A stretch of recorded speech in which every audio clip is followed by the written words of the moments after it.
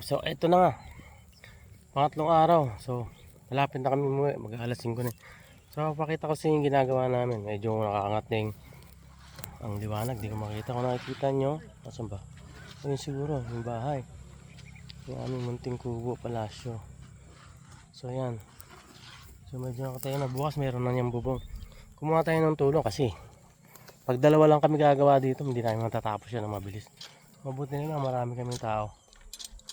Si nanay tinulungan kami. So yan, tsaka yung tinabas namin, nakita nyo, nagkaroon na ng forma, lumabas na yung brown. So ang ganda na, paikutin natin, tingnan nyo. Oh, wide natin. Tinabas namin yan ni Dudoy. Dalawa kami tumatabas, sila kung magkukumpi na ng bahay. Kumanda na siya. Pag tinignan namin yan sa tuktok, maganda siguro yan. Madami pang tatabasin to, kita niyo yan. Ganyan siya kataas, oh. Yung mga tatabasin namin, ganda ng ulap, oh.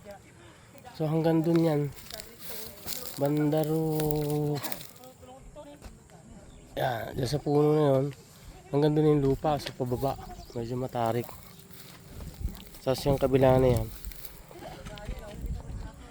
patabasin na namin yan siguro next week. Diyan kami maglalagay ng fish pan, papahukay ko.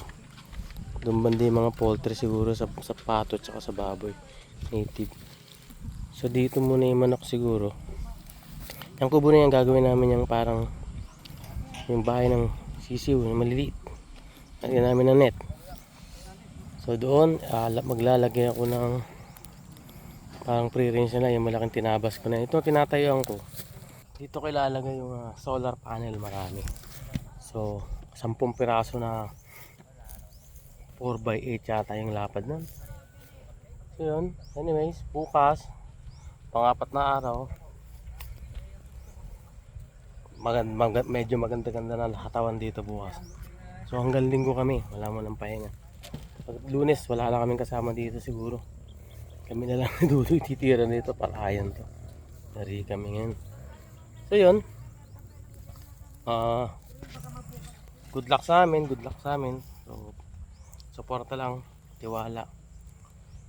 So laging sinasabi, ingat kayo, mabuhay kayo hanggang gusto nyo. Karagosago.